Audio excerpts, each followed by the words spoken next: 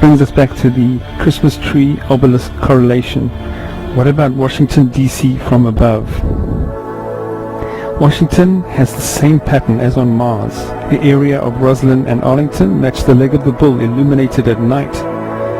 It's almost designed to attract those that came from above to re-land again at our world's superpower by the obelisk, the field, the circular field by the Christmas tree. Note how the pentagon matches the same shape as that on Mars, both having a northern pointer piece. The obelisk has the Ra symbol beneath it.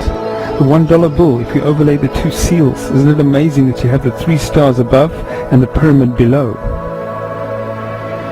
If one takes the Freemason interpretation of the first degree tracing board, their own document, and take the sun and the moon instead of the 2 stars I suggest are sun-like stars, you still have Washington, D.C. being depicted in the diagram. At the 15th of September, where we measure where the star is using a set square and dividers measuring 33 degrees of arc above the horizon.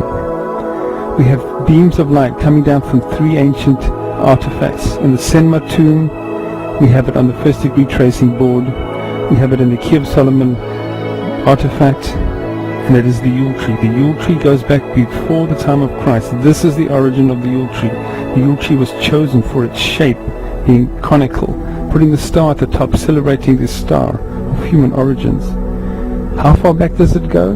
Well, Sumerian tablets show a man in a disc that flies in a position where the star is in context with the Pleadies.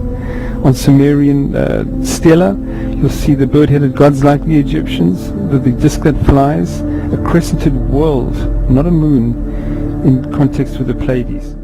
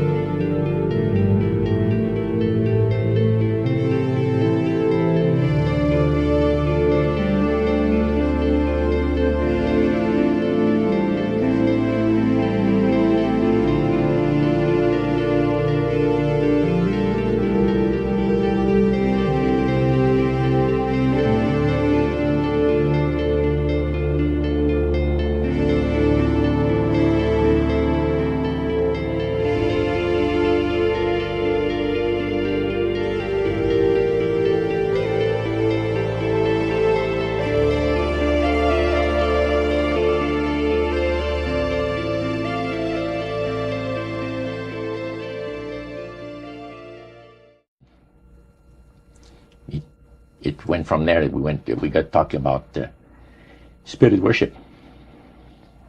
Did it intrigue you? Or did it make you want to find out more about what exactly he was talking about? Yeah.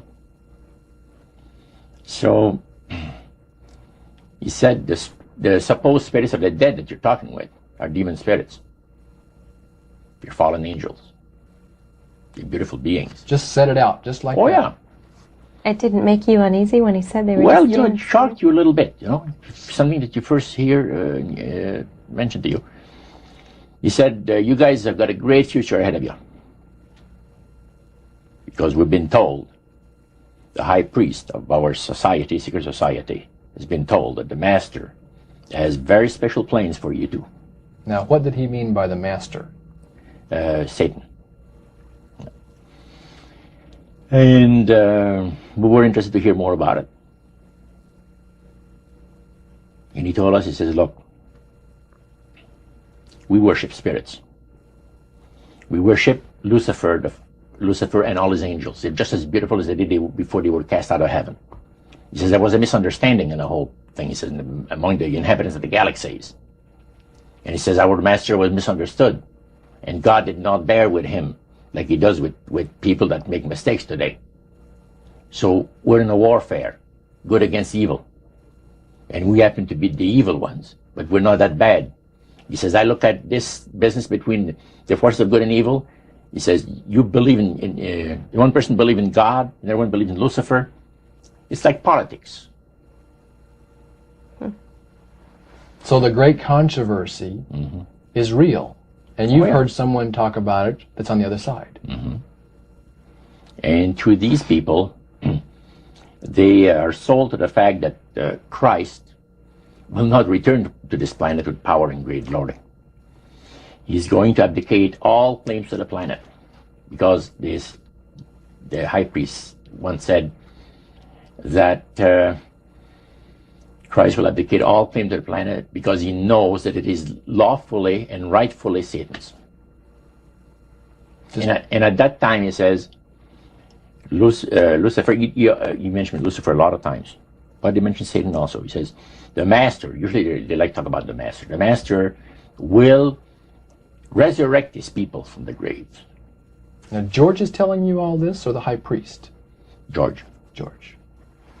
Okay, when the evening wound down, and you're putting a cap on all that, you guys had consumed some alcohol. Yeah. And did you feel like that there was kind of a one-shot deal? You didn't know if it ever happened again? What happened after that? He said, no, I said, listen, guys. He said, I like to have you, he says, meet some of our people. What about next week, Wednesday evening? I'll pick you up at your place, and you're invited to one of our services. Services? Like a church service? Yeah, something similar like that. It's a testimonial to the spirits, well, how the spirits have blessed your life. So, when we left there, I said to myself, this guy is half drunk. I'm not going to hear from him again, you know. But it was true. Wednesday night came, he was there with his big Lincoln, step in, and we went to one of the most beautiful area of Montreal. And the place was a mansion. Now, a mansion is usually very large. We call this a small mansion. It was beautiful. Most beautiful place. Yeah. Roger, your friend George took you and Roland to this mansion where people worshipped the demons. What was it like there? What kind of people were there? Well, it was a big surprise for me, as I kind of made up in my mind an idea that they were going to be rough-looking characters. But as we entered the place, I was amazed to see that they were all very well dressed, well mannered, and that a lot of the people, as we were being introduced to people, were professionals, doctors, attorneys, a lot of business people. And see what they had? They had a praise session to the gods, which is the spirit counselors, which are in charge of legions of spirits, of demon spirits. And they talk about what the Lord of their lives has done for them. So what were your impressions the first time you went down into that worship room? Well, it was, we'd been there maybe a half a dozen times. And the high priest told us after the meeting was over, he wanted to talk to us. my friend and I. So after most people had left, he says, the master of my life has revealed to me that it is time for you people to become acquainted with the worship room of the gods. Well, we started to move toward a beautiful grand staircase. Beautiful. The banister was huge. It was massive, and the wrought iron work that they had done in it was super. The beautiful decorations on the walls, the chandelier on the first landing. See, that was the first landing. You go down about 8 or 10 steps, and then you had the first landing. It was huge and beautiful. The light arrangement was the nicest I had ever seen in my life. When we got into this sanctuary area, it wasn't very brightly lit, but everything was well magnified. The beauty of certain things, you know, like a lot of the things were gold plated or gold trims. You see, the little altars where they had the spirits that had materialized, they photographed them, and then they had paintings made of them. And there was probably about maybe 100 of those around the place. Sort of like a shrine. Yeah, and underneath there was a little altar where you have incense and things that they would use in their prayer sessions and things like that, devotions to certain spirits. And some of the objects in there, the priest said, were solid gold. It was a unique experience to see that. So how did you feel when you walked into that room? I felt that these people had power, and they had a lot of it. Did that attract you? Yes and no. You had mixed feelings about it? I had mixed feelings about it, yeah. Because to a certain extent, things looked so good, it sounded so good to us. But you see, I'd been brought up in a Christian home where my parents had told us we were 8 children in the family, and especially the older ones, you know. My dad says, well, you know, if you get involved in wrongdoing, you're going to have to pay the price. There's always a cost for everything in this world. So this thought kept creeping to my mind. Just how far you go with these spirits before we start paying the price. See? So it made you just a little bit nervous. Oh, yes. But yet you kept going back. Oh, there was no way out. Because that's what we're told. You knew at that time. Yeah. So you were moving forward more on fear. More on fear, yes. Because the high priest said that the master had special plans for us in our lives. And that no one ever went into this society unless they were invited by the spirits. See, so that was made very clear. And he also expressed to us the danger, explained to us the danger of going against the will of the spirits. And he mentioned about this one man and his wife that live in a fireproof building in Montreal. The place burned right down with him in it.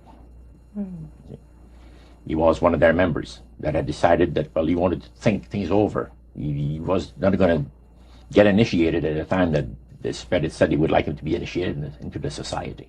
So in reality, Roger, you were chosen by high-powered demon spirits to be a part of their human, special, privileged group. You see, these people in Montreal, the society, like the priest mentioned, there's thousands of spirit worshippers in only different societies of spirit worshippers in this world. But he says we are the elite. We know the real truth about the master and his angels. And they're not hideous-looking beings. They are gorgeous creatures. And from the paintings that they had on the wall of the walls of that worship room, they were unique beings. Especially there was a painting full length painting of the fallen Lucifer above his altar, and that was very fascinating because he looked like a man of great intellect, high forehead, the way that he looked with his eyes, the way he had the eyes looking. It gave you a depth of perception of somebody that's very, very knowledgeable and powerful. Powerful, yeah.